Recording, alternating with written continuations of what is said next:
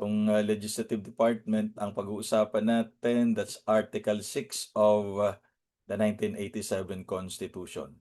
Okay? Pag sinabi nating legislative department, we are referring to Congress. But in the meantime, again, let me remind you, ito yung reference natin for this lecture and for the rest of the semester. Yan yung mga books that you can utilize. Okay? Next semester, probably we'll be using this. Ayan. And this one. And of course, welcome to the YouTube channel. Ayan. Okay. So what do we mean by legislative power? Legislative power is the power to propose, enact, amend, or repeal laws. And who can do that? Of course, Congress. Okay?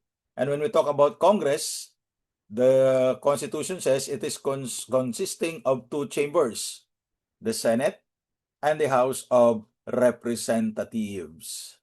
Okay? Medyo ayusin nyo lang ang pag-pronounce. Now, the exercise of legislative power requires the act of both chambers kasi bicameral tayo eh. Hindi po pwedeng isa lang. That's why even in the impeachment trial or the impeachment proceedings, both chambers are involved.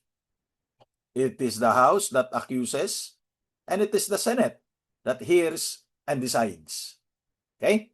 So therefore, it cannot be exercised solely by one of the two chambers nor by a committee. So dapat dalawa palagi sila. That's the essence of bicameralism. Okay? So, legislative power is plenary. What do we mean by that? Para doon sa mga, well, sa inyo, alam nyo na ito, no? Pero doon sa mga first year sa law school at medyo struggling to understand legal concepts, the grant of legislative power is broad, general, and comprehensive. So, Congress can legislate on anything. Of course, may limitation yan. What are the limitations? Those that are found in the Constitution. Congress cannot legislate on anything that is contrary to the Constitution. Di ba? Kasi kapag yan ay contrary to the mandates of the Constitution, that is unconstitutional. And who has the power to declare a law to be unconstitutional? It's the Supreme Court. Okay? Nako. Pakikon lang ha. Yung transcription mamaya na yan. Okay? Para tuloy-tuloy yung lecture natin. Wag pindot ng pindot. Para tuloy-tuloy tayo at hindi tayo na i-interrupt. Okay? Para tuloy-tuloy yung flow. So, legislative body possesses plenary power.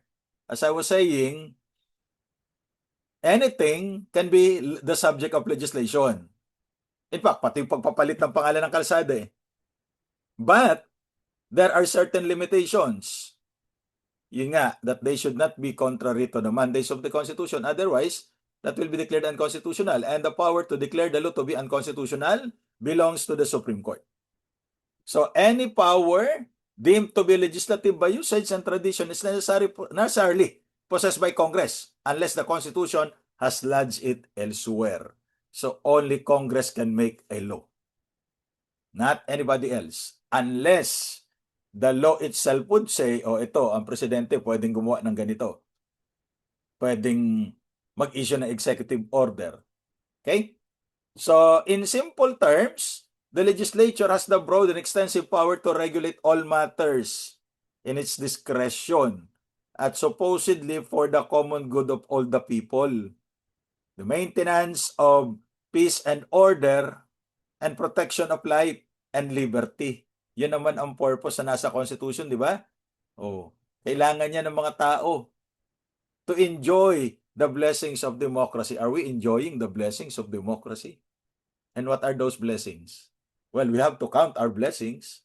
Kasi if you are always looking at the blessings that your neighbors have, you would be sad for the rest of your life.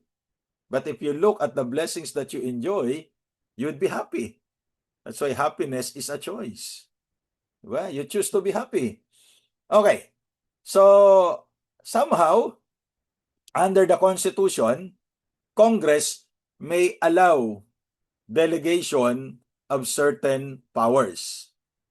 While the power to enact laws is lodged in the legislature under the separation of powers, this may be delegated, and I think we have already discussed delegation of power, di ba? However, to be a valid delegation, the executive issuance must remain within the scope of the authority given by the legislature. Kasi the power to legislate may be the subject of delegation. Kaya lang, syempre, yung naalala nyo pa yung completeness test at saka yung sufficient standards test, di ba? That's why there are certain delegated powers that are declared to be unconstitutional because either it is incomplete or insufficient in its form. Okay? So on the power to initiate laws, that is reserved to the people, the power of initiative and referendum.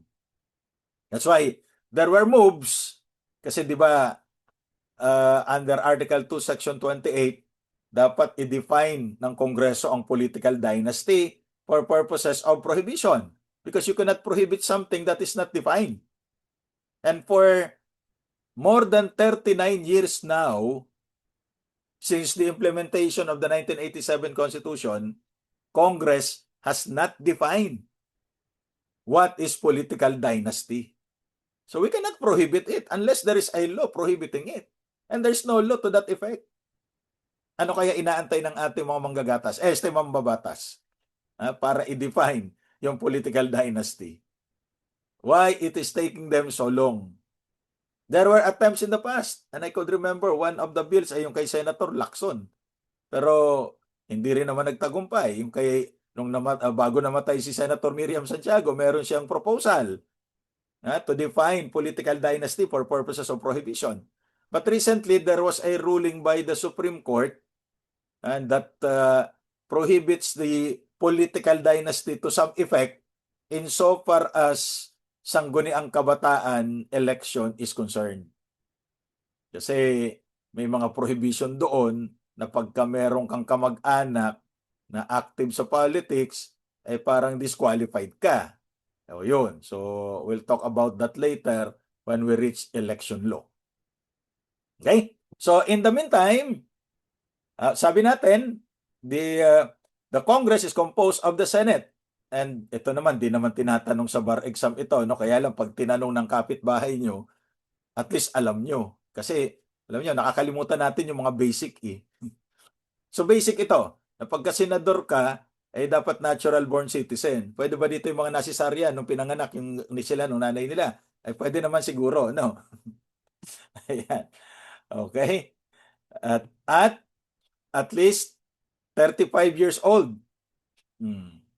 At able to read and write. That's the irony of the Constitution. Why? If you want to practice law, you have to be a lawyer.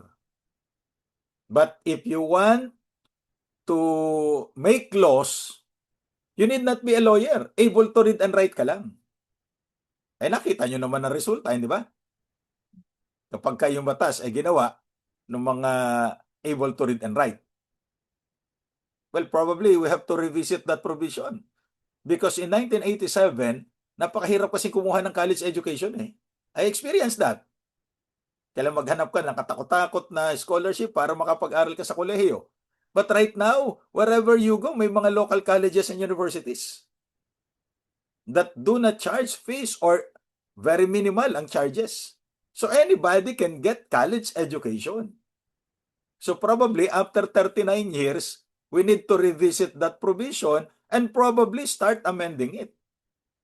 Di ba? Kasi that is an insult to the people who are studying. Tapos ang mamumuno sa'yo, yung mga tao na hindi nga nag-aral.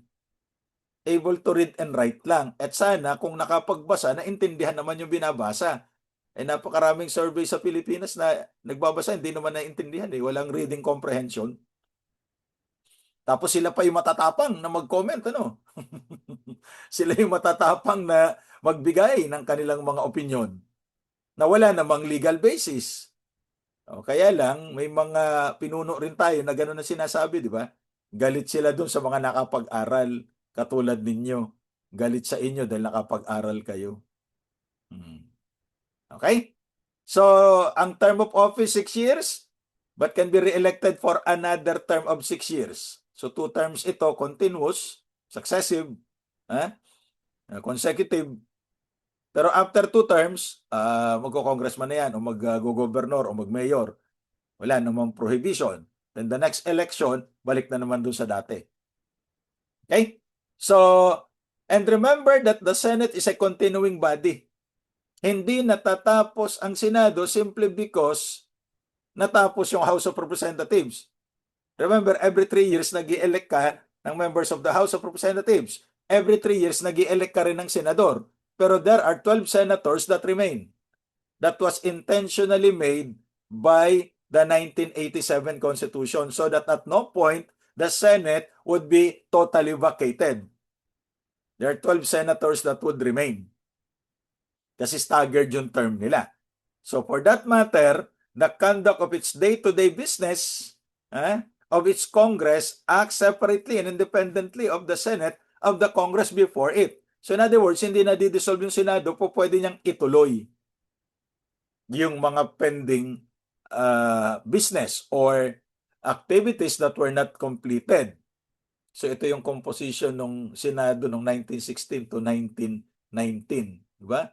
So parang wala ditong able to read and write at karamihan ay mga abogado. Pero ngayon kasi, parang galit ang mga tao sa mga nakapag-aral. Normal naman yan kasi kung naiinggit ka dun sa tao dahil hindi mo naabot yung kanyang narating, galit ka talaga sa kanya. Di ba? People are afraid of things they cannot control. Ngayon, sometimes yung fear nila ay nagiging hatred. So why don't they study? Para maging pare-pareho na lang tayo. Okay? Now, kaya lang itong sinasabi ni Alexander Pope, hindi ba? Little learning is a dangerous thing. Kaya mas madaling makipag-usap dun sa mga taong marami ang alam kaysa dun sa taong walang alam pero nagmamagaling. Okay? Madali naman maging abogado ngayon, di ba? Mag-Google ka lang, o kaya mag-chat GPT ka lang, okay na. Di mo na kailangan pang pumasa sa bar exam. At yun, nakikipagtalo na yan sa Facebook, Kaya nga, pagka ganyan ang kausap, huwag nyo nang pansinin, do not throw your pearls to the pigs. Do not argue. Why? Di ka mananalo dyan. Okay? What about the House of Representatives? There should be not more than 250 members. Elected by qualified voters, dalawa yan, either through the districts, itong mga district representatives, o kaya through the party list. Now, syempre, ang qualification nito, natural born citizen, 25 years old, yung mga senador, 35, So, mas may matanda, pwede mo sabihin matanda. Tapos, ganun din, able to read and write, at yung term of office naman nila ay not more than 3 terms. So, 3 years for 3 consecutive terms. Mas maiksi pa rin kasi 9 years lang yan compared to the 12 years of the senators. Yan ay kung mananalo sila at marire-elect, no? So, puntahan natin yung mga district representatives. Yan ay from different provinces, cities, and the Metro Manila area. So, paano nga ba nagkakaroon ng mga panibagong districts? Ayan, by law, syempre, general appointment law or special law creating new provinces or cities. Now, take note, however, ladies and gentlemen, that only Congress can create a province or city. That is the ruling of the court in that case of SEMA versus COMELEC. That involves the creation of the province of Sharif Kabunsuan. It was created by the Regional Assembly of the ARMM. That was the precursor of the BARM, o yung Bangsamoro Autonomous Region in Muslim Mindanao, dati ARMM. When the BARM, ARMM, not BARM, sorry, ARMM Regional Assembly created the province of Sharif Kabunsuan, siyempre, pagka-probinsya ka, under the Constitution, regardless of the number of population, entitled ka sa isang congressional seat. Okay, kaya may mga lone districts, for example, tama ba na lone district ang Catanduanes? Kindly confirm nga. At lone district din ba ang, alam ko Marinduque has just one district. Kasi for every province, regardless of the number of population, dapat kasi 250,000 para magkaroon ka ng isang district. Eh baka less than 250,000, so basta probinsya ka, meron kang congressional seat. Okay? So when you create a province, you create a congressional seat. And that cannot be done by anybody except Congress. The same is true in the creation of a city. At marami tayong mga uri ng city. Meron kang highly urbanized. Recently, yung Naga City, marami na aga sa mga taga-Naga, naging highly urbanized na by order of the President dahil na-meet niya yung population requirement at saka yung income requirement. Tapos meron kang component city at meron kang independent component city. O, ano mas malaki sa city? Eh di syempre Utsu at saka Nueve. Okay? Joke lang yan. Okay? So, only Congress can do that. The ARMM Regional Assembly cannot do that because you are creating a congressional seat. And remember the principle, the spring cannot go beyond its source. Diba, Kongreso ang gumawa ng ARMM eh. Tapos ang ARMM gagawa ng seat sa Kongreso. Ay, hindi papayagan niya, sabi ng Korte Suprema.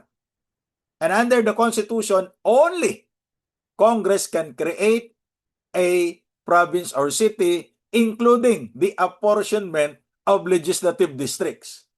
That's why when we were young in Quezon City, there were only 4 districts. But right now, there are 6 districts. Why? Because of the increase of population. When the province of Maguindanao was divided into 2, nagkaroon ka ng Maguindanao del Norte and Maguindanao del Sur. Of course, it was challenged before the court, but according to the Supreme Court, eh may batas tayo eh. Diba? And under the law, the province was divided. And under the law also, there should be a referendum for that purpose. And the referendum resulted with the people agreeing to the division of the province. So wala tayong problema doon. Okay? And the requisite of plebiscite for the creation, division, merger, abolition, and that is the will of the sovereign people. So ginusto nila yan eh. And that is guaranteed under Article 10 of the 1987 Constitution. Okay? So, the rules on apportionment of legislative districts are the following. Well, representation based on the number of inhabitants. As I was saying, for every city with a population of at least 250,000 or province shall have at least 1 representative. But each province, irrespective of the number of inhabitants, shall have at least 1 representative kaya may mga lone districts ka. Okay? So, kailangan ng plebisito kung hahatiin mo, o referendum rather, kung hahatiin mo, actually, pareho lang naman yung plebiscite at referendum. The only difference is that pag plebiscite, strictly speaking, we are asked to approve or reject a proposal that would affect the Constitution or the structure of the government. Pag referendum, we are required to approve or reject a proposal that has nothing to do with the Constitution or the structure of the government. But through the years, the 2 terms are used interchangeably.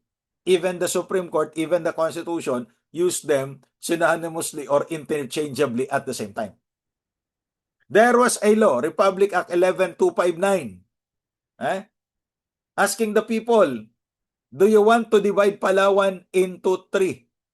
Of course, the people rejected it. Nanalo yung no votes. Bakit? Ay mahirap i-divide ang Palawan kasi magiging Palawan, Pala 2, Pala 3. Ay hindi po pwede yon. So Palawan lang talaga. So kaya it was rejected. Kaya hanggang ngayon, Palawan pa rin sila. Each legislative district shall comprise, as far as practicable, contiguous, compact, adjacent territory. So kaya itong Quezon ay hahatiin sa dalawa, Quezon del Norte at saka Quezon del Sur.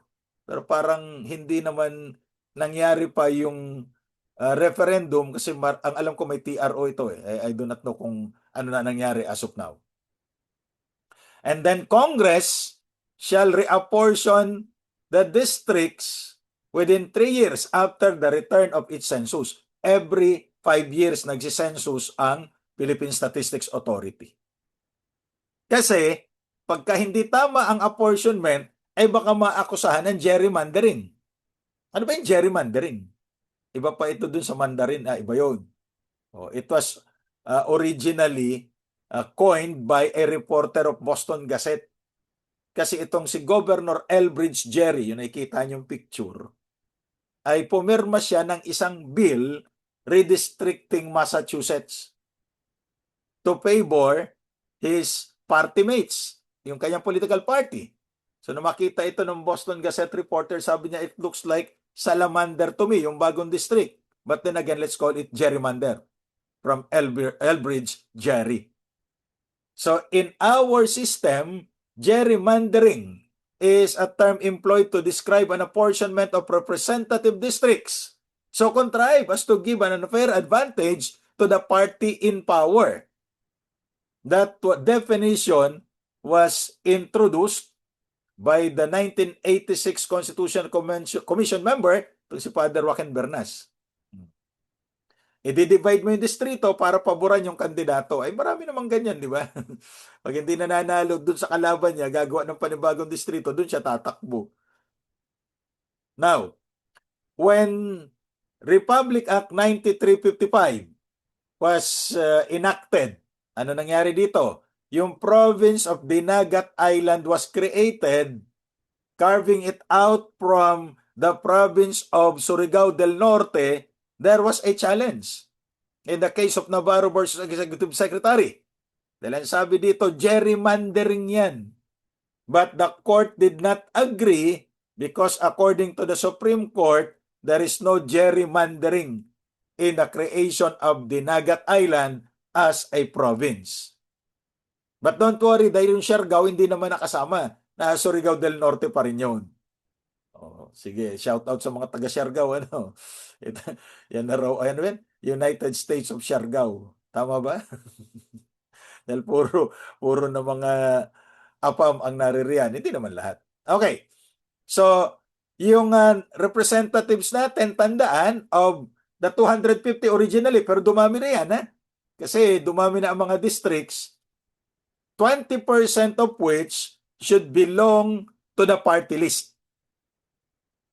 In the current 20th Congress, ito yung ngayon, 318 seats lahat yan. So yung 318, 80% from the districts, 20% from the party lists. Okay? Now, so district representatives, of course, in accordance with the different districts. Ang party list naman ay siyempre galing doon sa party list. At ito yung itatayo nating party list, yung UHAW, Union of Husbands Afraid of Their Wives. Kasi medyo marginalized na tayong mga lalaki. Kaya lang, pag ako ang nominee niyan, baka ma-disqualify ako because I do not belong to the sector. Yan ba ang sector natin? Doon tayo sa Sansui. Sansutsut ni Mrs. Uwi. Ayan. O kaya ito daw yung mga Rambo. Pagka malayo, report agad kay Mrs. bawat oras. Sino nagsabi? Alam ko na, si Justice Di Maampaw. Ayan. Okay. So, yan, nagle-lecture siya sa amin noon. Yan ang sinabi niya. So ngayon, puntahan natin. Under Section 5, Paragraph 2, the party list representative shall constitute 20% of the total number of representatives including those under the party list. So saan ang gagaling? Sabi dyan, the labor sector, the peasant, urban poor, indigenous cultural community, women, youth, other sectors as may be provided by law, except the religious sector. Bawal para ang religion. Bakit may mga... Oh, di ba?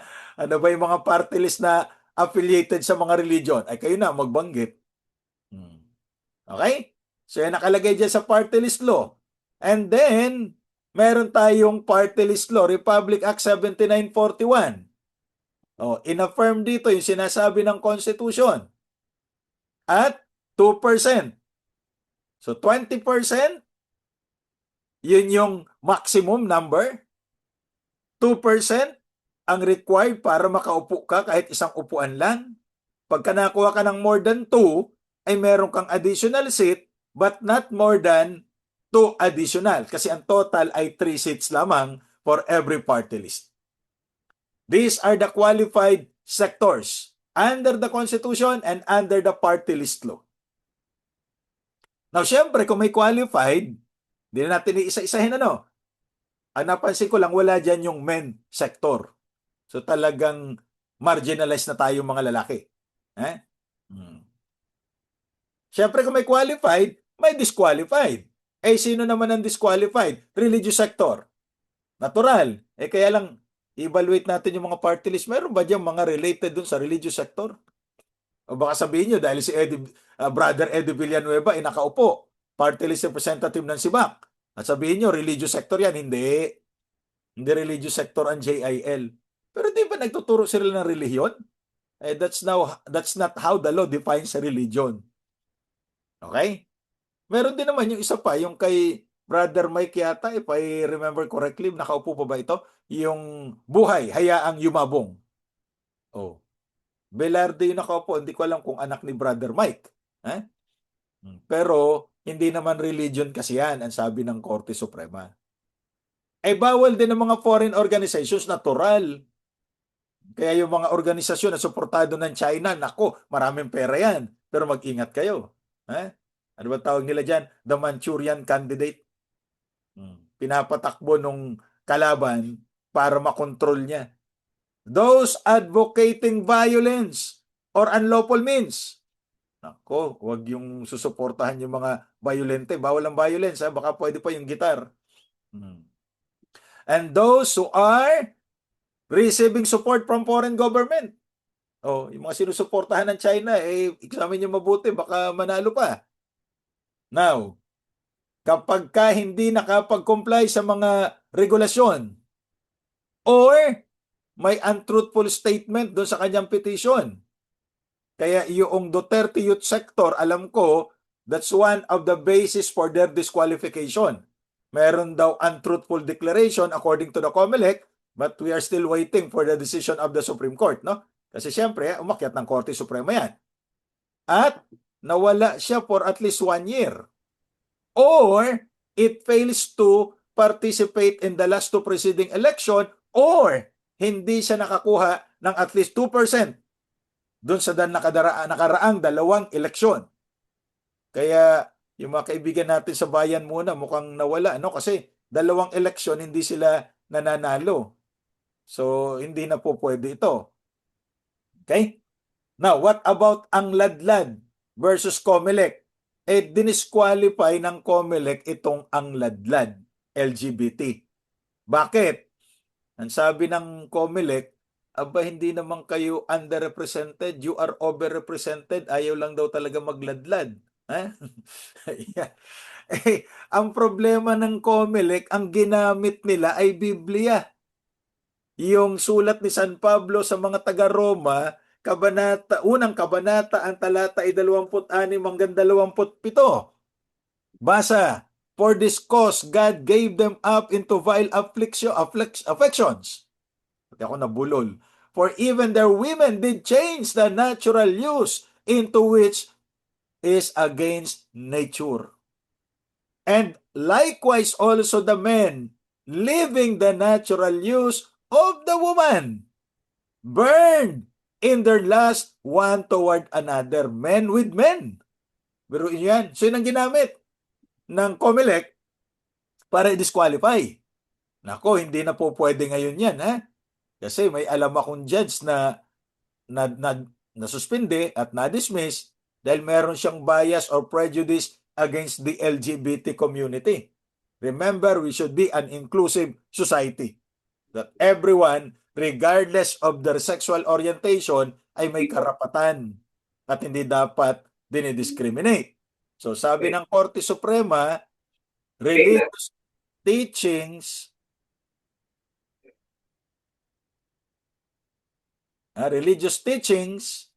as expressed in public debate may influence the civil public order, but public moral disputes may be resolved only on the grounds articulable in secular terms. In other words, hindi natin pwedeng gamitin ang religion para husgahan ang mga tao sa kanilang paniniwalang politikal. Diba? Kasi ito, religion ang ginamit eh. Paano naman yung mga hindi naniniwala sa Bible o yung iba ang pinapaniwalaan? Diba? Tayo ay multi-religious society. Hindi tayo iisa lang ang relihiyon dahil we respect freedom of religion. As a result, government will not provide full religious freedom for all its citizens or even make it appear that those whose beliefs are disapproved are second-class citizens. So, wala tayong ganun eh. We respect all religions. Kaya lang, remember, lahat ng ating paniniwala, the right to believe is absolute. But the right to act on your belief is regulated by the police power of the state.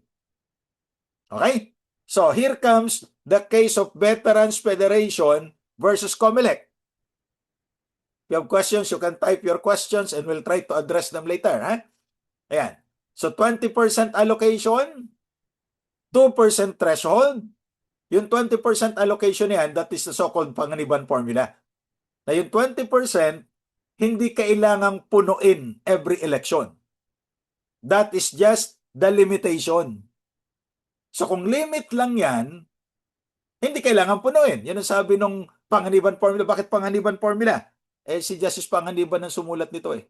Yung pinaka-dangerous na Chief Justice. Panganiban. Ang tunay na Chief Justice, si Chief Justice Puno. Bakit? Punong mahistrado. At bakit naman si Justice Sereno ang pinili ni Pinoy na Chief Justice? Kasi ayaw niya daw ng wangwang. Kaya Sereno yung kanyang Chief Justice. Ayan. Okay? So, 2% threshold. Yun lang nakakuha ng 2% ang pwedeng magkaroon ng congressional seat. 2% of the votes cast for the party list. Linawin natin. Let's say meron kang 68 million voters. Sabi ng COMELEC. At ang bumoto ay 64 million. Hindi naman lahat yan boboto eh. 64 million yung bumoto. Tapos, di ba yung party list nandun sa likuran? Nasa likod na ng balota dahil napakahaba na nga ng balota eh. May mga tao na tinatamad ng bumoto dun sa likod.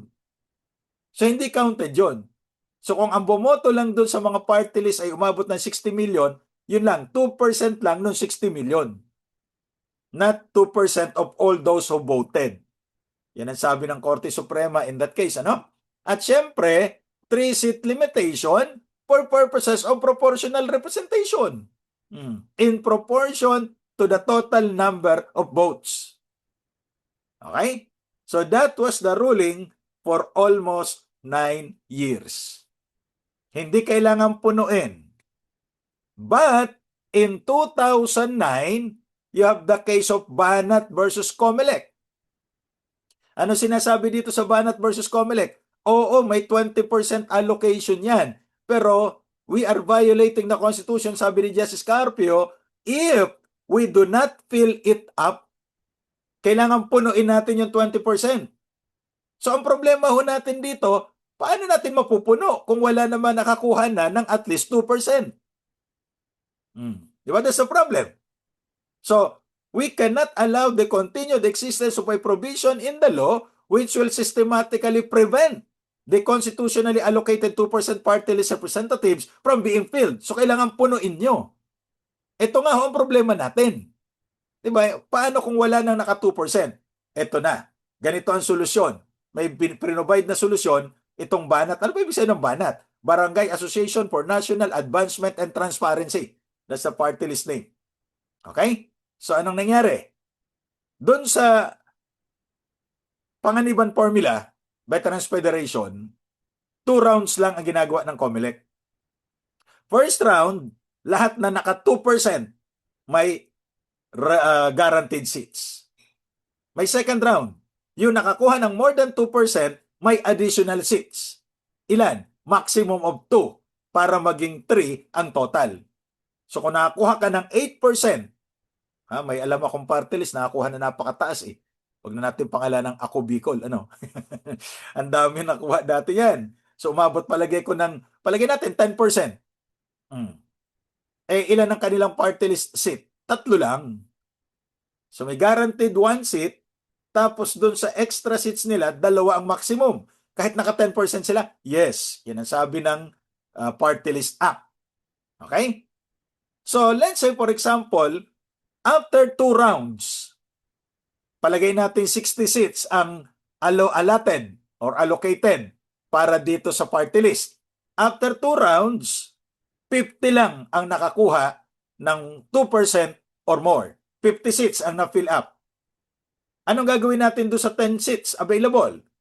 Under the panganiban formula, pabayaan mo na yan. Hindi kailangang i-fill up. But right now, under the Banat formula, kailangan i-fill up mo. Saan mo kukunin yung 10 extra seats? Wala nang nakakuha ng at least 2%.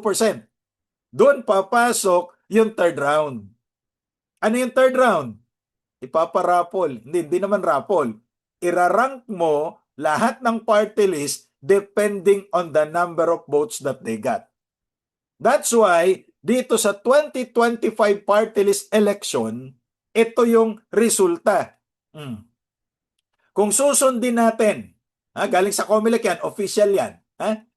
Kung susundin natin yung panganiban formula, ang pwede lang makaupo ay hanggang trabaho, number 9.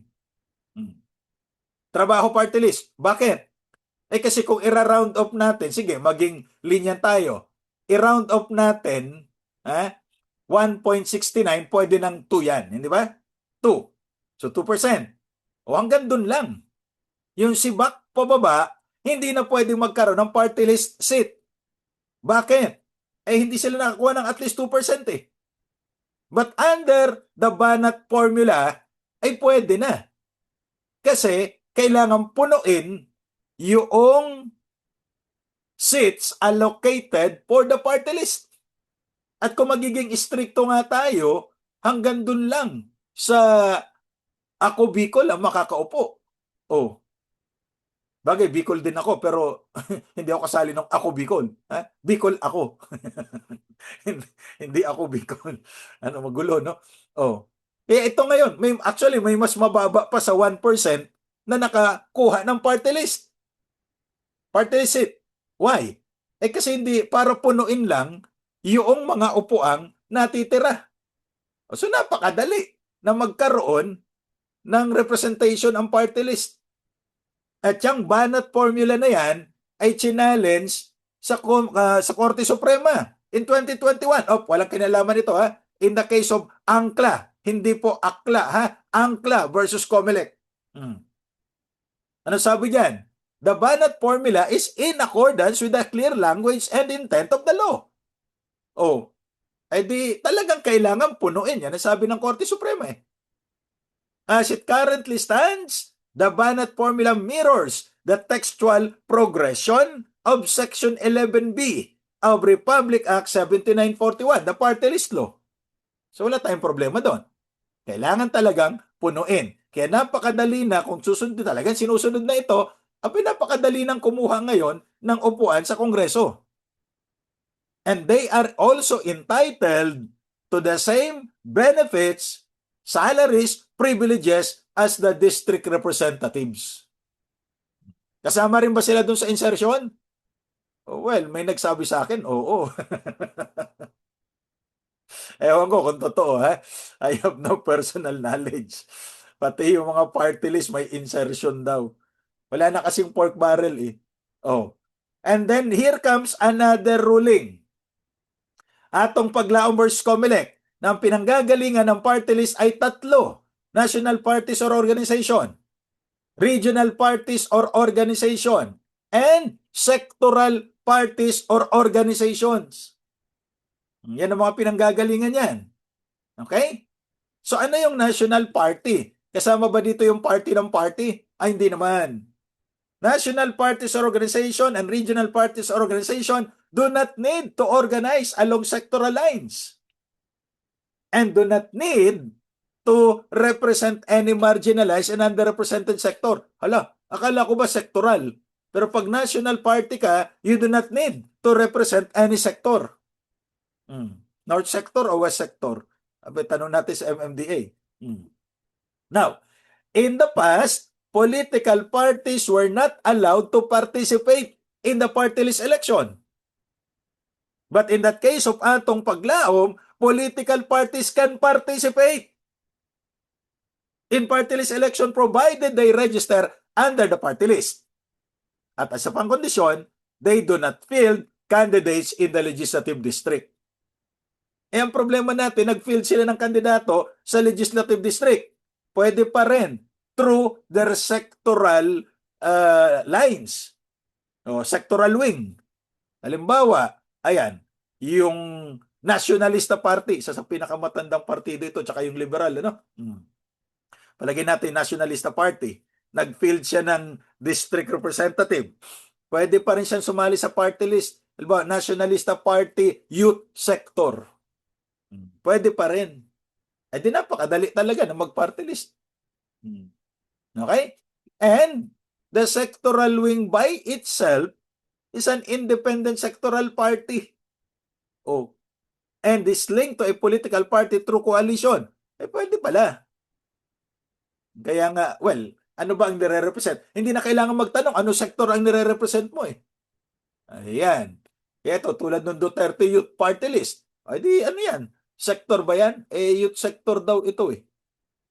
Pero dinisqualify ng COMELEC, no? Let us wait for the decision of the Supreme Court. Now, what about the marginalized sector? Ano ba yung marginalized? Ito yung sinasabi ng isang kandidato dati na nasa laylayan ng lipunan. Nasa margin. Kasama daw dito yung mga underrepresented na labor, peasant, fisher folk, urban poor, indigenous cultural community kasi hindi naman sila madalas napapakinggan. The handicapped, veterans, and OFW. So yan yung mga marginalized sector. Okay? Dahil hindi nga sila napapakinggan palagi, nasa laylayan ng lipunan, yung mga fisher folks na laging inaapi at binubuli ng China, tapos bili pa tayo ng bili ng mga Chinese products, diba? Ang saya-saya. Kasama rin yung mga sectors lacking well-defined political constituencies. They are known as the professionals. Hindi kasama dito yung mga professional gamblers at professional swindler. Professional squatter, may ganun salita sa batas, no? The elderly, yung senior citizen, the women, and the youth. O nasaan ang lalaki dito? Wala. Itayo na natin yung ating party list na uhaw. Okay? Now, another provision.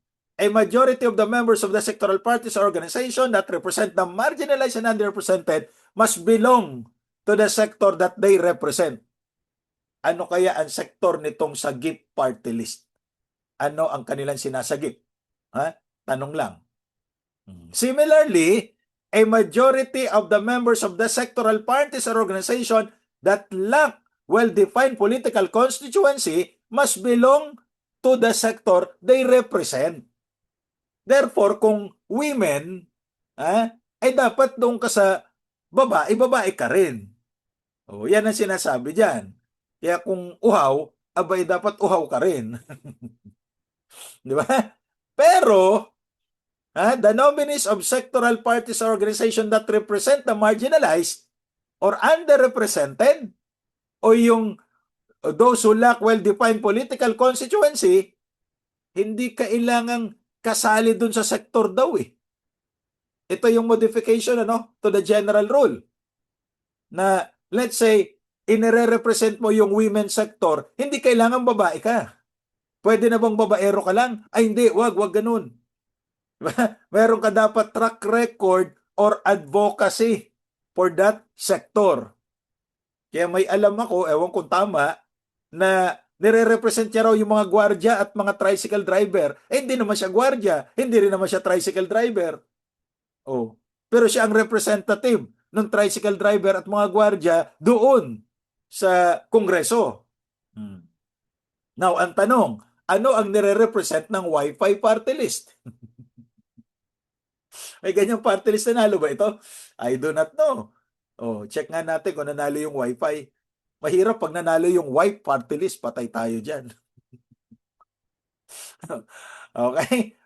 O, sino pa yung mga disqualified? Eh, pag na-disqualify yung nominee, kasi alam nyo, tatlo naman yung nakaupo, for example, at ang ipina-file nila sa COMELEC ay 5. So pag na-disqualify yung isa, may pwedeng pumalit for as long as may mga nominees na they remain qualified. At may ruling dyan ng Korte Suprema na pati yung mga pangalan ng nominees ay kailangang i-publish ng COMELEC. I think at least 7 days before the election.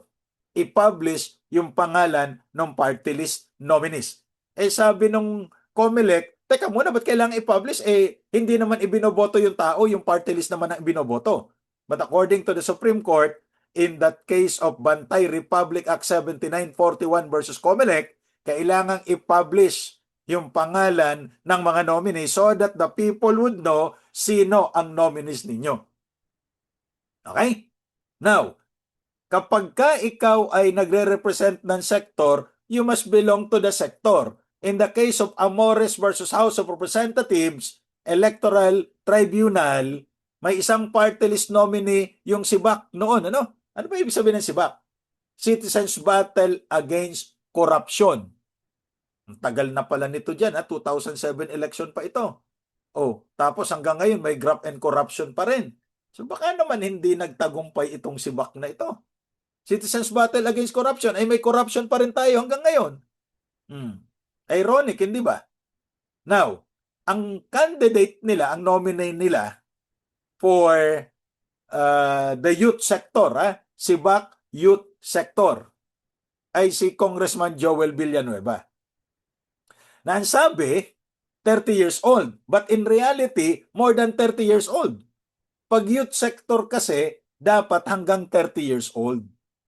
So, dinisqualify siya ng Korte Suprema.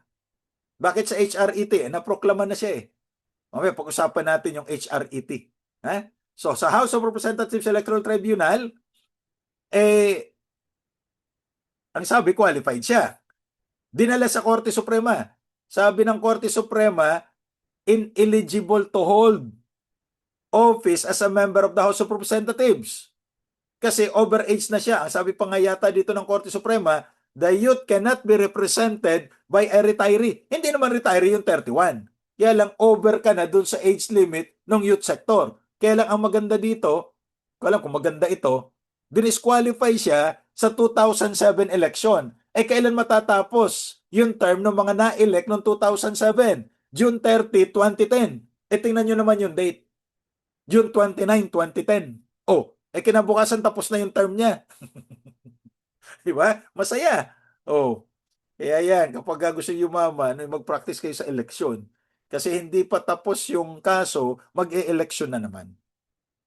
Okay? So that's what we have for the party list. Now, Congress has the power to declare war. Kongreso yan kasi popondohan ng gera. But remember the general principle that the Philippines renounces war as an instrument of national policy. That's pursuant to Article 2, Paragraph 4 of the UN Charter and the Kellogg-Briand Pact of 1948. 1928 rather. Kellogg-Briand Pact of 1928. As members of the Legislative Department, they enjoy certain privileges. Privilege to be granted by law, not inferred from duties of a position. In fact, ang sabi ng Korte Suprema, the higher the rank, the greater is the requirement of obedience rather than exemption. So mas mataas yung pwesto mo sa gobyerno, dapat mas masunurin ka sa batas. Because no one is above the law according to the court. Not even the president. That's the ruling of the Supreme Court. No one is above the law. Not even the President, nor the Vice President, nor the senators or congressmen. Okay? However, meron sila tinatawag freedom from arrest. Dalawa ang kondisyon dito mga kapatid at mga kapanalig sa pananampalataya. At yung mga saksi ni Duca. A senator or member of the House of Representatives shall, in all offenses punishable by not more than 6 years imprisonment, be privileged from arrest while Congress is in session. Dalawang requirements. Una, siya ay kinasuhan mo at ang parusa ay mas mababa sa 6 years. Kulong yon. At Congress is in session. In other words, kung mas mataas sa 6 years ang parusa ng pagkakulong, kahit pa nagsisesyon ng Kongreso, wala kang karapatang hindi arestuhin. You can be arrested. So, applicable ba ito dun sa kaso ni Senator Bato de la Rosa? Naku, marami naman magagalit sa atin. Opo, kasi yung crime against humanity ay more than 6 years naman talaga ang parusa dyan. Sa ating batas, sa Republic Act 9851, yan ay reclusion perpetua. Okay? Ngayon, Congress was in session. Kaya lang yung parusa So, dalawang requirements must concur. Kaso, ang problema, sumakay daw dun sa isang, ano bang brand ito? Dapat bayaran tayo dito ng brand na ito Yung Toyota Escape. Yun yata ang sinakayan. Kaya may kaso yung mga senador na obstruction of justice. Now, why is it like that? Because election to public office is not a reasonable classification. Tanong ng Korte Suprema, in that case of People versus Alusos, does membership in Congress exempt an accused from statutes and rules which apply to validly incarcerated persons in general? Of course not. Kung legal yung pagkakulong, the court cannot validate badges of inequality. Election to position of congressman and even a senator is not a reasonable classification in criminal law enforcement. Kaya yung sinasabi na yung senador ay mag-a-attend ng session, nakakulong at legal yung pagkakulong dahil may kasong plunder, ay hindi tama yun. Sa bagay, nasa Pilipinas tayo Diba? Ang ordinaryong mamamayan, katulad natin pare-pareho, o kaya mga ordinaryong kawani ng pamahalaan, pag hindi ka pumasok, no work, no pay Unless may leave ka na gagamitin. Pero may senador na 7 buwan nang hindi pumapasok, tuloy-tuloy pa rin ang sweldo. Sana all. Diba? Napapasana all ka na lang. Membership in Congress does not exempt an accused from the statutes and rules which apply to validly incarcerated persons. One rationale behind confinement is public self-defense.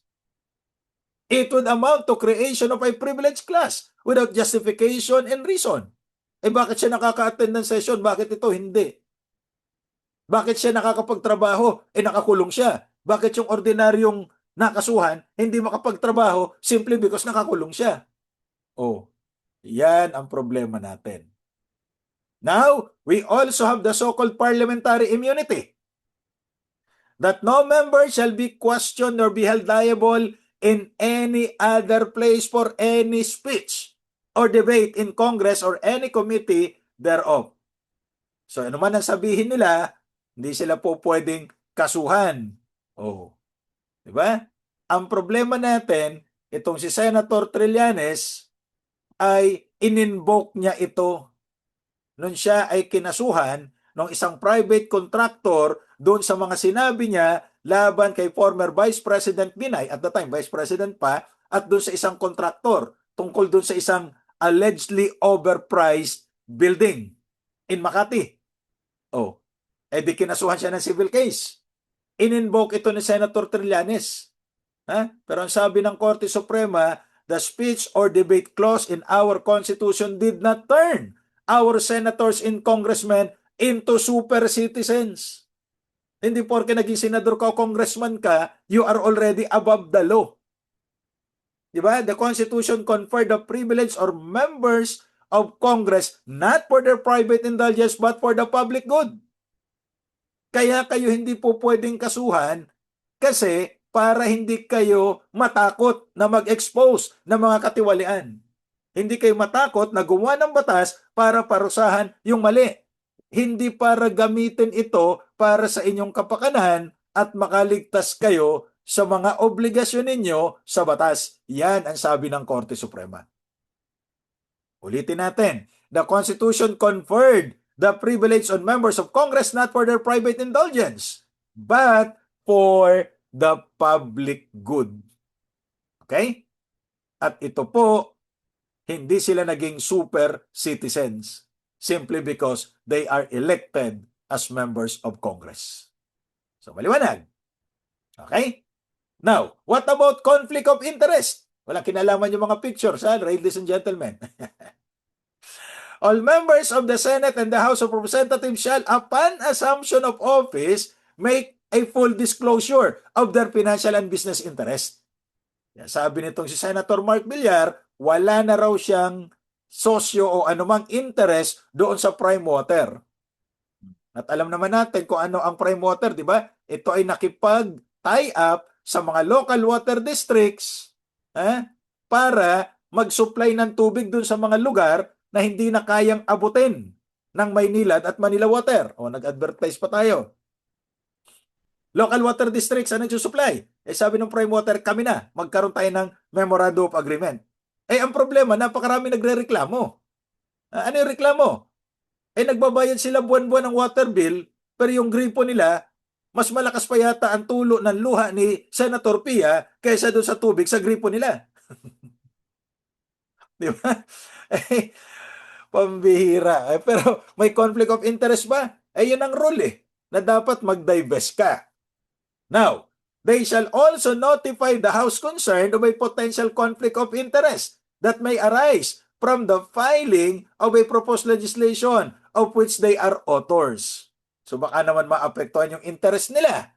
Kailangan sabihin yan. Sa ilalim ng Republic Act 6713, ano naman ito? The Code of Conduct and Ethical Standards for Public Officials and Employees, conflict of interest arises when a public official or employee is a member of a board, an officer, or a substantial stockholder of private corporation or owner or a substantial interest in business. Kaya yung isang senador o congressman na may construction company, siya ang nangontrata sa DPWH, abay malamang may conflict of interest yan. Di ba? Yan nga ang tawag na contractors.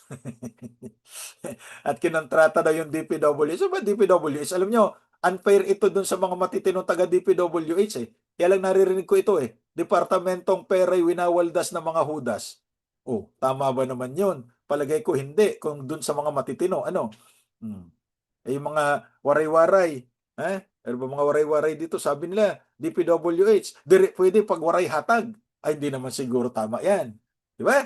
And the interest of such corporation or business or his rights or duties therein may be opposed to or affected by the faithful performance of official duty. Sinabi nga ng Korte Suprema na kung kayo nag-a-approve ng budget, hindi kayo pwede mag-insert. Okay? Ba't may mga insertion pa? Now, what about the concept of incompatible office?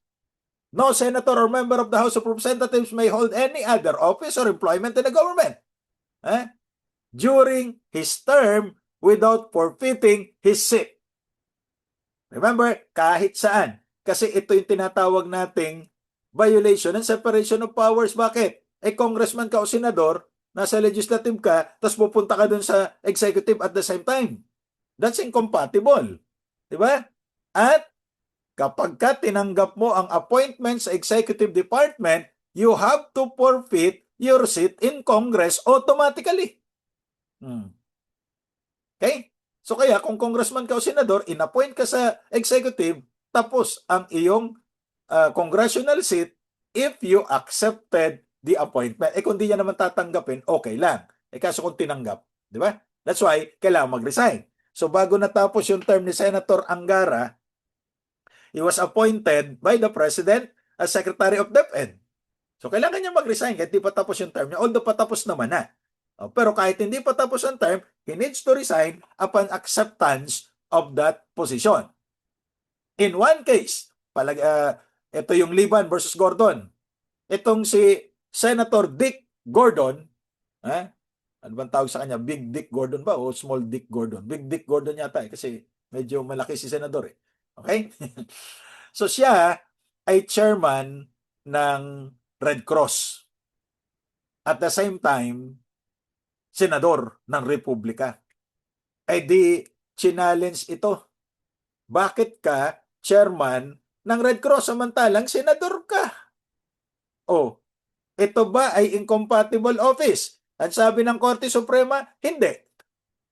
Because the chairman of the Philippine National Red Cross is not a government office or an office in a GOCC for purposes of prohibition in Section 13, Article 6. So, pwede yun. Kasi ang Red Cross nga ay hindi naman government office. Although may bagong charter yung Red Cross. Kasi during the time of President Duterte, pinapa-audit niya rin sa COA yung Red Cross. Pwede ba yon? Well, may binibigay kasing pera ang gobyerno sa Red Cross as part ng kanyang budget. So yun ang pwedeng ipa-audit ng presidente sa Commission on Audit, yung pera na binigay ng gobyerno. Kasi there are other funds of the Red Cross coming from other sources. Naalala ko nung nasa elementary at high school kami, nagbabayad kami nung Red Cross eh. So collection yan. Di ba? Baka naalala nyo pa, sa public school ako graduate eh. So may binabayaran kami every school year na para sa Red Cross. Magkano ba yun? 25 centavos yata at the time. Napakaliit naman, pero malaking bagay yun noon. What about the concept of forbidden office? Pinagbabawal. Hindi pa ho political dynasty ito, no? Neither shall he be appointed, referring to the members of Congress, to any office which may have been created. Ginawa during his term, o kaya in-increase yung sweldo o yung mga benefits during his term. Kahit pa gusto niyang i-give up yung kanyang seat para siya ay maupo doon sa ginawang opisina na yon, ay bawal yon. Why? Well, the reason is obvious. Di gagandahan niya yung mga terms and conditions kasi siya pala ang uupo doon. Okay? Now, appearance as counsel. Hindi po counsel ito. Kaya lang, ito yung nag-file siya ng petition for declaratory relief among others na ipinafile ni Robin Padilla sa Supreme Court. Okay? So, no senator or member of the House of Representatives may personally appear as counsel before any court of justice or before the electoral tribunals or quasi-judicial and other administrative bodies. What do we mean by appearance as counsel? Sabi ng Korte Suprema in 1982, appearance has been defined as voluntary submission to a court's jurisdiction. What do we mean by that? This is true to the time-honored principle that whatever is necessary to render effective any provision of a constitution, whether the same is prohibition or restriction, must be deemed implied. Ano ba yung appearance? That includes filing of pleadings. Kaya itong mga miyembro ng Kongreso hindi pwedeng pumirma ng pleadings representing private parties. Of course, yung mga senador na abogado, katulad dati ni Joker Arroyo, siya mismo ang tumatayong abogado para sa Senado. Diba? Ayan. Kasi ito sinasabi ni Senator Marcoleta, mahirap talaga yung walang legal background. Teka muna, ilan lang ba kayo may legal background sa Senado? And that is the reason why the presiding officer of the Senate now for the impeachment trial ay isang abogado. Kasi nakita na natin kung anong kahalagahan ng pagiging abogado as presiding officer, di ba? Kasi may mga legal questions na kapag wala kang background at hindi ka abogado, kahit na may legal background, kung hindi ka abogado, parang mahirapan ka pa magdesisyon And remember, may lecture tayo dyan sa impeachment, hindi naman ito purely judicial trial. Yan ay political processes. Kaya lang, importante pa rin na abogado nagpe-preside, di ba? What about financial interest? Neither shall he directly or indirectly be interested financially. So ito yung referring to the members of Congress, na hindi dapat financially interested sa anumang kontrata, di nga, o franchise or special privilege granted by the government during his term. He shall not intervene in any matter before any office of the government for pecuniary benefits. Bakit yung mga congressman at mga senador, nakikialam sa flood control? Nabalitaan nyo naman yan, hindi ba? Kaya lang parang mga senador pa lang ang kinasuhan Paano naman yung mga congressman? Mas marami daw ang congressman na pagkakaalam ko na involved sa flood control, Ay baka naman susunod na kayo naman. Kayo magmadali. Dati-rante, may tinatawag na pork barrel. Bakit ba pork barrel? Noong unang panahon, hindi pa uso yung refrigerator sa mga barko ng Amerika. Mga pandigma, barrel ang nilalagyan ng supply, including pork, syempre, dahil pork eater sila May mga kababayan tayo na bawal yan, pero itong mga Amerikano kasi makain ng pork. Sinalagay sa barrel. So mas malapit ka doon sa supply officer, mas marami kang pork in the barrel. Kaya pork barrel ang tawag Nung mauso yung 1987 Constitution, until the time of Pinoy, hanggang kay Presidente Duterte, merong mga pork barrel pero hindi na pork barrel ang tawag nung panahon ng Presidente Duterte. Kasi nung panahon ni Pinoy, diniklara ng unconstitutional ng Korte Suprema yung pork barrel. Ano ba yung pork barrel? Ito yung ina-allocate ng mga congressman at senador para sa kanilang distrito, para sa kanilang sarili doon sa national budget. So bawal yun. Kaya lang ngayon, hindi na pork barrel ang tawag. Anong tawag? Insertion. Kayo nag-a-approve niyan, hindi po pwedeng kayo ay makinabang dyan because that would be susceptible to taking undue advantage of their own office. Sila mag-a-approve, hindi nila a-approvehan kung wala silang insertion. That's the rule. Kaso, nasa Pilipinas tayo So, marami na nagsasabi, ipa-impeach din ang mga senador na yan at mga congressman. Sorry, hindi po sila impeachable officers under Article 11, Section 1 of the Constitution. Paano sila tatanggalin? Di mag-file kayo ng complaint sa Ethics Committee ng House or Ethics Committee ng Senado. At maghihiring yan, pagbobotohan yan, if they could get a 2/3 vote of their members, lahat ng miyembro, hindi lang ng Ethics Committee, ay po pwedeng masuspend o ma-expel yung isang miyembro. As of now, na-expel itong si Congressman Barsaga because of a disorderly behavior. Ano ba ang ibig sabihin ng disorderly behavior? Dinefine na ng Korte Suprema yan. Now, the suspension contemplated in the above constitutional provision is a punitive measure that is imposed upon determination by the Senate or the House of Representatives, as the case may be upon erring members. So no work, no pay din ito dapat. Di mas masaya yung hindi pumapasok na may sweldo kaysa doon sa sinuspinde kasi walang sweldo. So ano ba ang dahilan para masuspinde? In the cases of Bosmenia versus Pendaton, in 1960 pa ito, before you and I were born, what constitutes disorderly behavior is entirely up to Congress to define. Bahala ang Kongreso mag-define ano ba yung disorderly behavior. The court will not intervene. That's why nung tinanggal itong isang congressman na ito from Negros, pupunta ba siya sa Korte Suprema? Pwede, but I think the court will also say, yun na nga ang ruling na bahala ang Kongreso magsabi ano ba yung disorderly behavior. Ang Senado yata, hindi yata disorderly behavior yung absent ka palagi. Kasi hanggang ngayon hindi pa natatanggal kailangan nga natin ng 2/3 ilan ba ang 2/3 yan? Di 16. Diba? Okay. So merong electoral tribunals. Ang electoral tribunal is the sole judge of all contests relating to election, returns, and qualification of their members. When does one become a member? A person becomes a member of Congress, the Senate, or the House after proclamation and taking of the necessary oath. So pagka nagawa niya na yon, naging miyembro na siya ng Kongreso, yung mga question tungkol sa qualification niya, doon na yan sa Electoral Tribunal.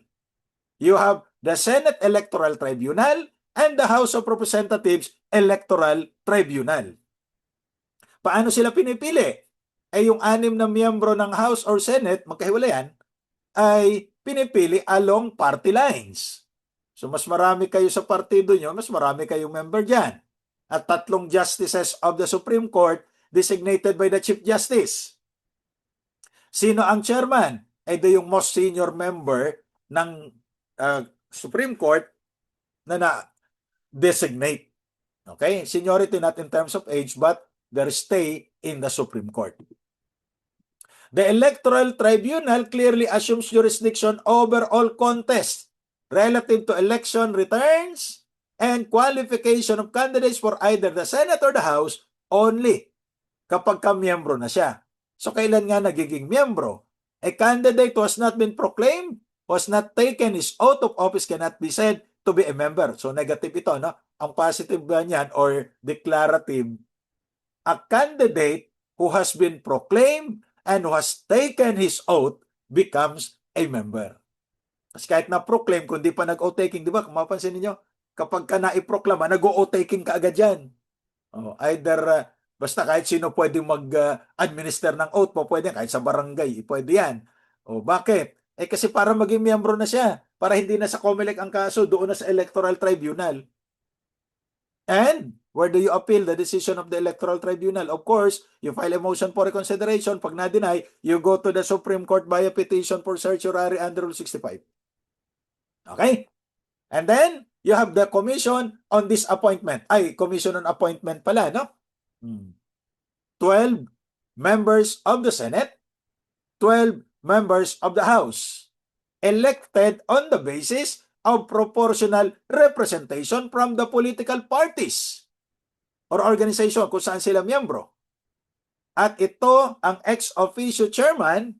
Pag sinabing ex officio, hindi ito yung ex na ayaw mo nang makita. Ito ay by reason of his office. Siya ang chairman, kaya siya ang Senate President.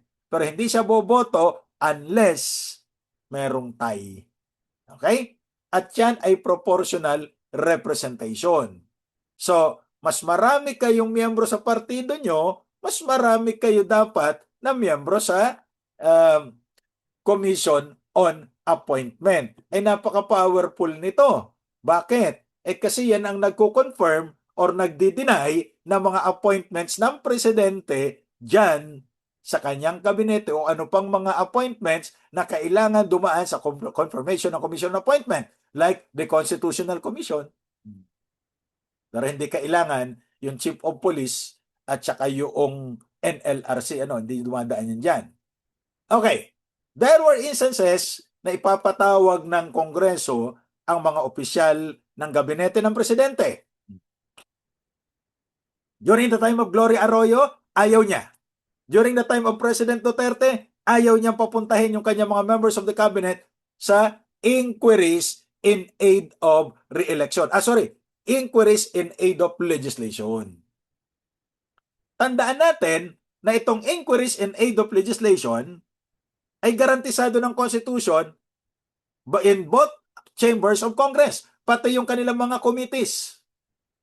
The right of kaya lang may mga limitasyon that is based on Section 21 of the Constitution, Article 6. Okay? So, however, there are safeguards sa mga patawag na ito. In other words, the power of inquiry with process to enforce it is an essential, appropriate auxiliary to legislative function. Kasi kung hindi mo ipapatawag itong mga taong ito, how can you create legislation? Now, in the case of Senate versus Medialdea, yung Senate versus Ermita, panahon ni Gloria Arroyo yon. Ito naman, panahon ni Presidente Duterte, notably the forum to address the jurisdictional claims is the Senate Committee themselves. Diba? Hindi makikialam ang Korte Suprema because it is the recognition of the separation of powers. This recognition is meant to accord the highest respect for the Senate's own rules of procedure governing inquiries and aid of legislation. to be sure, the court cannot exercise the power on behalf of the Blue Ribbon. In other words, hindi nakikialam ang Korte Suprema dito kasi kapangyarihan niya na binigay ng saligang batas. But there are limitations. What are the limitations on inquiries in aid of legislation? Number one, the inquiry must be in aid of legislation. Okay? Number two, it must be conducted in accordance with its duly published rules. So, i-publish niyo yung rules niyo. Oh. Pag sinabing in aid of legislation, kailangan ba may nakahanda na kaagad na batas? Hindi naman. Kailangan lang meron silang aamyandahang batas, may gagawin silang bagong batas, o may i-repeal sila na lumang batas. But, ito ang pinaka-importante, the rights of persons appearing in or affected by the inquiry shall be respected. Hindi yung, you're lying, I cite you in contempt. Right tayo narinig na ganyan, di ba? Oh. Nanghirap kasi dinadaan sa taas ng boses. Tingnan nyo itong si Congressman Chel Diokno. Di ba? Napakamahinahon. Kaya lang siyempre, marami pa ring bashers. Kasi ang sabi nung isa, medyo hindi tama kasi body shaming eh. Di ba? Hindi na uso yung mga body shaming ngayon, even as a joke. Okay? The rights of persons appearing shall be respected. Ang problema, may kapangyarihan ng Senado, ang House, o mga committee to cite people in contempt. Totoo yan. Even the Supreme Court affirmed that. Ano ba ang parusa sa contempt? Detention. Kasi hindi naman nag-i-impose ng fine kasi pag under the rules of court, di ba? Ang korte, pag na-cite ka in contempt, either multahan ka o ikulong ka. Pero ang Kongreso, hindi naman nila kailangan yung multa ng tao eh. Marami na silang pera. Mali-maleta pa nga eh. So kaya, ang ginagawa, pinapakulong. Tanong, saan ba ipapakulong ang isang tao na na-cite in contempt ng House o ng Senado? Well, depende ito sa ruling ng majority ng Senado o ng House o ng committee. Diba? Wala naman sinabi na doon lang siya ikukulong sa Senado eh. Kasi may mga alam tayo na pagka dadalhin doon sa correctional institution, nagwawala at naralabag doon yung karapatan nila. Of course, may mga karapatan tayo dyan. Pero ang problema, walang sinabi ang konstitusyon o mga desisyon ng Korte Suprema kung saan yung venue ng detention. Maliwanag yan. And the period of detention, however, was clarified by the Supreme Court. In that case of Ong versus Senate. Kasi dun sa Arnold versus Nazareno, inabot ng 2 taon ito eh. Yung pagkakakulong. At sa Muntinlupa, kinulong yan ha. Kaya hindi totoo na sa Senado lang o sa House lang dapat ikulong. Sabi lang, hindi pa naman kami convicted. Kaso na cite in contempt eh. Yun ang rule dyan. Kaya lang, clarify ng Korte Suprema. Ito yung mga inquiries dun sa Parmali. Kung naalala nyo, nakalimutan na yata. Ang daming perang nawala dyan sa Parmali na yan ha. Na hindi naman na-deliver. Daming corruption dyan. Inimbestigahan ni Dick Gordon. Tapos itong mga opisyal ng Parmali, they were cited in contempt. Pinakulong. Kaya lang, ang sabi ng korte, ikukulong mo lang yan hanggang matapos yung inquiry. Pag tapos na yung inquiry, whatever happens, palayain mo na yan. Di ba yung mga Diskaya kinulong because they were cited in contempt. Pag natapos yung inquiry, palayain na. Ba't di pa nakakalaya si Curly Boy? Di pa siya nakakalaya. Hindi pa yata tapos yung yung inquiry in aid of re-election, in aid of legislation. Ng flood control. Kasi, sabi ni Senator Lacson, naglabas na ako ng partial report eh. Ayaw nyo naman pirmahan. Sabi naman ng isang senador na magaling, bakit kami pipirma? Partial report yan. Di ba dapat impartial report? Okay, fine. May punto naman siya. Okay? Section 21, ladies and gentlemen, is different from Section 22. Natural. In Section 21, you do not need the consent of the President para ipatawag mo ang cabinet members. That's very clear in the Constitution and in the ruling of the Supreme Court. Okay? In Section 22, however, kailangan dito ng consent of the President or upon the request of either House of Congress. Okay? So may mga written questions siya na isasubmit to the President of the Senate or the Speaker of the House, as the case may be, at least 3 days before the scheduled appearance ng mga miyembro ng gabinete. Interpellations, however, shall not be limited to the written questions. Now, when the security of the state or the public interest so requires, and the President so states in writing, the appearance shall be conducted in executive session. Yun ang rule para magkaroon ng executive session. May sulat ang Presidente, kasi kailangan in writing eh. At dapat nakataya dito yung security of the state, national security, and interest of the public. So pwedeng iyan ay hindi i-televise at iyan ay executive session para sila-sila lang ang nagkakarinigan. Ang tawag natin dito sa Section 22, aside from being a question hour, it is in the exercise of the oversight power of Congress. That's different from Section 21. Section 21 is inquiry in aid of legislation. Ito ay oversight. Why oversight? Because there are purposes that should be achieved. Number one, to monitor bureaucratic compliance with program objectives. Ano na ang ginawa ninyo doon sa mga programs natin to determine whether the agencies are properly administered? Hindi ba ito encroachment on the powers of the executive? No. Guaranteed ito ng Constitution to look into the implementation. Okay? Eliminate executive waste and dishonesty. Bagay, wala naman tapat ngayon, di ba? Tanghali na lang ang tapat. At yung mistake na lang ang honest. To prevent executive usurpation of legislative authority. Kasi dinelegate ng Kongreso, baka naman sumobra na itong executive. And of course, to assess executive conformity with the congressional perception of public interest. Oh, di ba? Baka naman ginagawa nyo ay personal at hindi na interest ng publiko. So these are the distinctions between Section 21 and 22.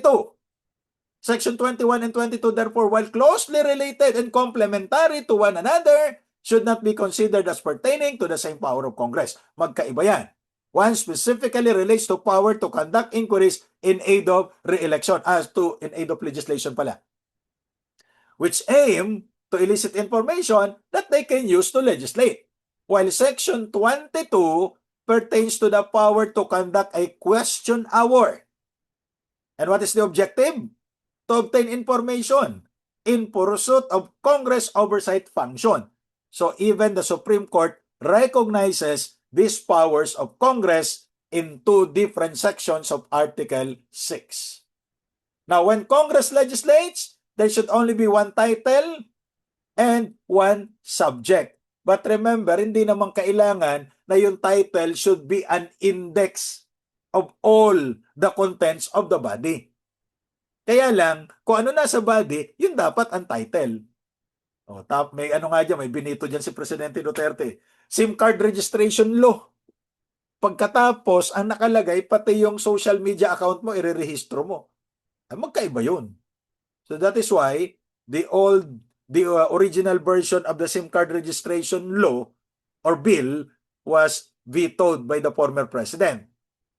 Tinanggal nila yung provision na yon. So the incoming president, yung bagong presidente ngayon, may bago bang presidente? Hindi, bago siya noong 2022. Malapit nang maging luma. Na pinirmahan niya na yung SIM card registration bill. Tuloy pa rin naman yung mga scammers eh. There should be 3 readings done on separate days. First reading, a reading in the book of Matthew. Hindi, mali. Iba pala yun. Anong purpose ng 3 readings done in the separate days? Hindi po pwede isang araw. Number 1, to inform the members of Congress. Ano ang bobotohan? Kasi maraming absenero, baka hindi na nila alam kung ano bobotohan nila. And to give them notice that a measure is progressing through the enacting process, thus enabling them and others interested in the measure to prepare their positions with reference to ito. Baka gusto mong i-oppose yung bill na yan, maghanda ka na. Diba? Baka gusto mong magpa-amend niyan, di umattend ka para maamyandahan. Otherwise, pagka natapos na ito on 3 readings, isasubmit na yan dun sa other chamber, gagawa din sila ng 3 readings, Hindi ka na makakahabol. Now, pagka ito inaprubahan na ng Senado, inaprubahan na rin ng Kongreso, magkaiba yan, di ba? Ng House of Representatives. At pinirmahan na nung kanilang mga, by the way, magkaiba, no? So, paano natin i-consolidate? Pero tinatawag na Bicameral Conference Committee. The Bicameral Conference Committee will consolidate. At sometimes, in consolidating, they create a new bill. So, paano yon? So, ibabalik ito sa House at sa Senado. Pagbobotohan uli ng majority. Yung compromise version or yung consolidated bill. Okay? So, pagka napirmahan na ito, na-approve na ng majority of both chambers, that's the time, ilalagay na ito doon sa kanilang journal. So, yan ang tawag dyan ay enrolled bill na yan. Pag enrolled, nakalista, di ba? Pag nagpa-enroll ka, nagpapalista ka. Yun ang literal meaning yan. An enrolled bill is the official copy of approved legislation. Inaprubahan na ng House, inaprubahan ng Senado, ito yung consolidated version. With the certifications of the presiding officers, Senate President at saka Speaker of the House. Thus, where the certifications are valid and are not withdrawn, the contents of the enrolled bill are conclusive upon the courts. Ito na yung final version ng bill eh. Pero don't tell me na ito na ay approved kung ito'y batas na. Hindi pa yung batas. An enrolled bill is the final version of the bill. Kasi iba yung bill na pinopose ng House, iba yung bill na pinopose ng Senado. So kaya nagkakaroon ka ng Bicameral Conference Committee to consolidate. At sabi ko nga, sometimes yung consolidated bill is entirely different from the one proposed by the Senate and the one proposed by the House. So anong gagawin natin dito? Ay di i-consolidate, iba na yung version, ibabalik mo dun sa chambers para pagbotohan ng majority. Pag nakuha ng majority vote yan, ay di i-enroll mo na yan kasi pipirmahan na ito nung Senate President, ng Speaker of the House, ay ilalagay mo na sa journal because they are required to maintain their respective journals. Kaya nga sinasabi ng iba, nagmo-motion sila for expansion from the records para hindi mailagay doon sa journal. Kasi yung Senate Journal, House Journal, pwede niyong basahin yan eh. Nakita mo na ganun ang proposal, ganun pala yung proposal ng senador na ito. So pagka finally na ilagay sa journal yung bill, enrolled bill, ito yung final version na ipapadala sa presidente. Once the bill is sent to the Malacanang, to the president, kailangan, ito yan, if the president signs the bill, it is approved, and after publication, it becomes a law. Kung ayaw ng presidente, ibibito niya yan and return it to the House of Origin. At yung House of Origin naman, pwedeng i-reconsider ito. No? They can reconsider. Paano yung reconsideration? If after reconsidering the bill, nakumbinsi yung 2/3 of the House na i-override yung veto power of the President, then it will be sent to the other chamber. Halimbawa, sa House of Representatives ng Origin, binito ng Presidente, may veto message ang Presidente dyan. So, dalawa ang options ng House of Origin. Either baguhin nila yung bill to conform to the desires of the President or i-override nila. Okay? Kailangan nila to override ay 2/3 vote. Pag nakuha nila yung 2/3 vote, it shall be sent to the other house. Kapag ka nakuha din ng other house, kasi bicameral yung 2/3 vote of the members, natural, the bill shall become a law even if it was vetoed by the President. Okay? 2/3 Kaya, sa kasaysayan natin, walang bill na binito ng President ang naging batas kasi ang hirap kumuha ng 2/3 sa House, ang dami niyan, at 2/3 sa Senado. Siguro kung meron man, napaka-konti niyan. Kasi normally, pag binito ng Presidente, sumusunod na yung chambers. Okay? Now, Pag binito ito ng presidente, he shall communicate to the House of Origin. Ano yung dahilan bakit niya binito? Otherwise, pag hindi niya ito pinirmahan, hindi niya rin binito. After the lapse of 30 days, within 30 days, the bill shall automatically become a law as if the president had signed it. Clear? Okay. Now, the rule is the president should veto the entire bill. It's all or nothing. Bawal ang item veto. Hindi porke ito lang yung ayaw kong provision, ibibito ko. Hindi. It's the entire bill. Item veto is only allowed in appropriation bill or revenue or tariff bill. Yung item or line veto, yung per item lang. Kasi kung sa budget, halimbawa, hindi niya gusto yung budget ng DepEd kasi napakaliit, yun lang ibibito niya. Pwede yun. So that Congress will increase the appropriation. Hindi maapektuhan yung entire bill. But in other bills, not appropriation, not revenue, not tax bill, kahit si Bill Clinton, it's all or nothing. Ano ba yung appropriation bill? Of course, it pertains to the budget. An appropriation measure is sufficient if the legislative intention clearly and certainly appears from the language employed. The congressional authorization may be embodied in annual laws. Ito yung General Appropriations Act. Now, ano ang mga prohibition sa appropriations bill?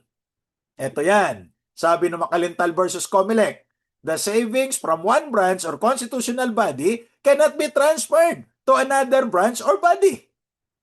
Kaya nga doon sa confidential fund ng current Vice President na itransfer from the office of the President, pareho silang may violation doon. Why? May ruling ng Korte Suprema na hindi mo pwedeng i-transfer yung one appropriation from one branch to another branch. Pareho naman silang nasa executive. Pero ibang budget ng presidente sa budget ng vice president. Okay? Now, the court may also stress that there can be a valid realignment. Paano yun? The existence of savings in the program appropriation of the transferring agency. May savings kami, wala kaming paggagamitan, kaysa ibalik namin sa National Treasury. Kasi pag hindi nagamit, alam ninyo, it shall be returned to the National Treasury. Ayaw nilang ibalik. Di po pwede mong i-transfer kung savings talaga yan, but the existence of an item, project or activity which an appropriation in the receiving agency to which the savings shall be transferred. Ibig sabihin, may appropriation sila, may binadgetan sila, pero kulang yung pera na nailagay, so pwede nating i-transfer. Yun yung mga requirements for a valid transfer of budget. We're talking of money here. Millions and sometimes billions of money yan. Kaya nung kinulang ang budget ng current Vice President, ang alam ko, sabi, sumulat sa presidente para dagdagan yung budget kasi yung budget nitong Vice President noong 2022, prepare pa yun ng Leni Robredo. Nakukulangan yung sumunod na Vice President nang hingi sa presidente. Ang tanong, meron bang savings yung Office of the President? Baka naman marami. Kaya transfer. But there are no petitions before the Supreme Court. Let us wait kung valid ba talaga yung pag-transfer. Kasi ito yung mga requirements to transfer an allocation from one item to another. May nauna pang kaso dyan Ito yung Araulio versus Aquino. Panahon pa ito ni Pinoy na i-transfer yung budget ng presidente doon sa mga senador. Binigyan daw. Yung kay Senator Jinggoy, narinig ko itong sinabi niya, binigyan sila ng 50 million. Sana all binibigyan ng 50 million from the office of the president. So it was challenged before the Supreme Court at ang sabi ng Korte Suprema, hindi po pwede yan void yung pag-transfer ng unprogrammed funds.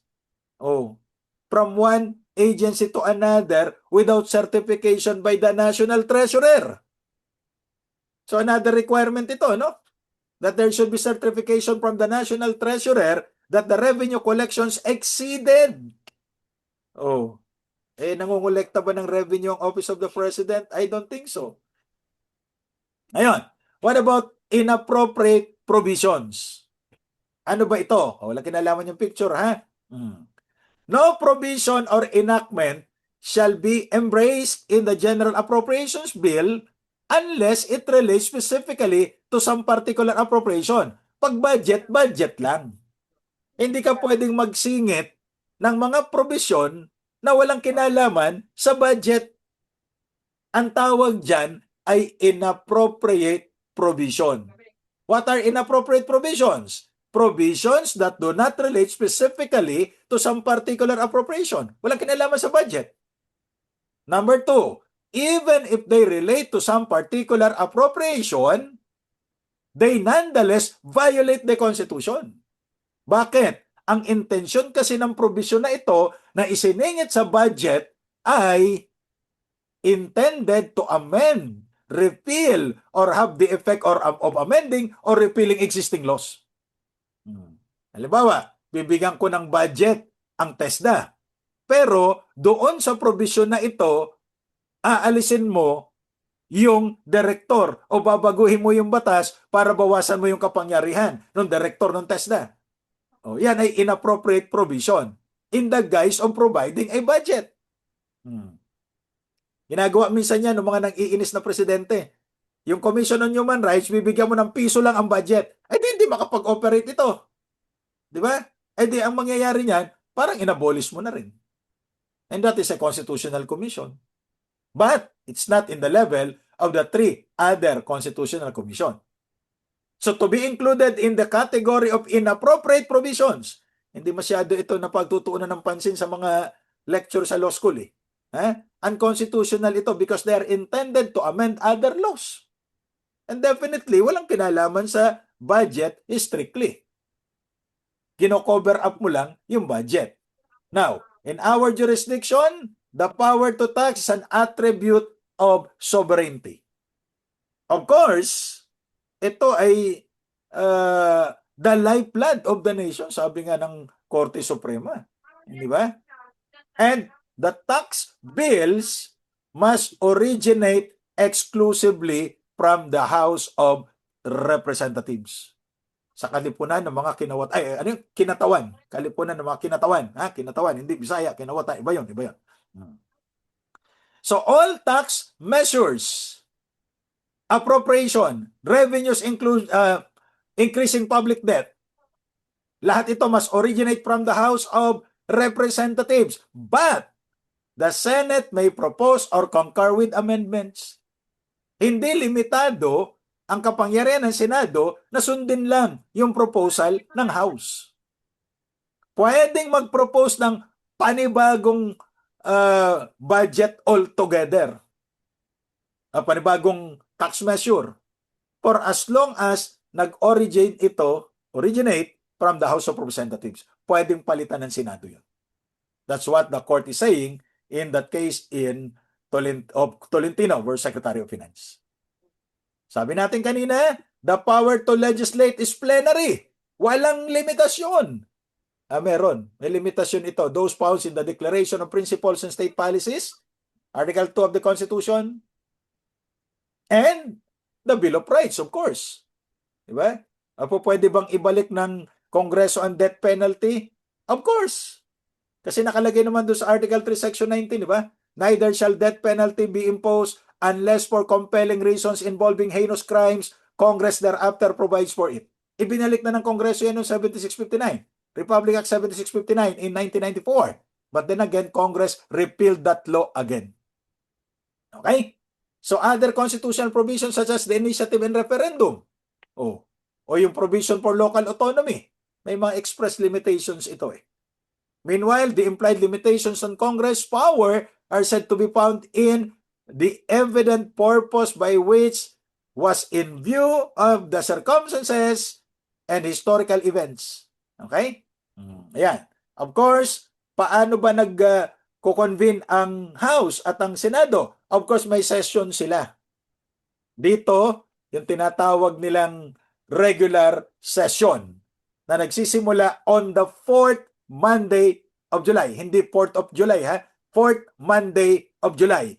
Bakit mahilig sila sa Monday? Ang hirap gumising ng Monday. Hindi, tanghali naman, hapon pa nga yan eh. Kaya gising na sila. Diba? Unless a different date is fixed by law. So po pwedeng ang batas maglagay na sabihin nila, tinatamad kami on the 4th Monday of July. Baka pwedeng first Tuesday of July. Well, nasa batas yan eh. Nasabi ng Constitution eh. Until June the next day. The next year. Exclusive of Saturdays, Sundays, and legal holiday. Of course, even God rested on the 7th day. Pero sila 5 araw lang. At ang balita ko, hanggang Thursday lang ang trabaho nila. Ha? Balita ko lang naman. Pero, pwede rin magpatawag ang presidente ng special session. Hindi pwede mag-special session without the call of the president. Ha? Tandaan natin yan. Kailangan ipatawag yung special session ng presidente. Recently, nagpatawag yata ang presidente ng special session. Pero may nabalitaan ako. Meron daw silang regular session, may special session, may joint session, at meron pa daw pot session. Abay, nabalitaan nyo rin ba yun? Ay, hindi ko alam kung totoo naman yan. Ha? Okay? So ladies and gentlemen, those are the things that you need to know about Legislative Department for purposes of your bar exam and of course, for the purpose of passing the bar. Okay? Please don't forget to like, share, and subscribe to CD Duca Law, where law is made simple and life is made easier. See you next time!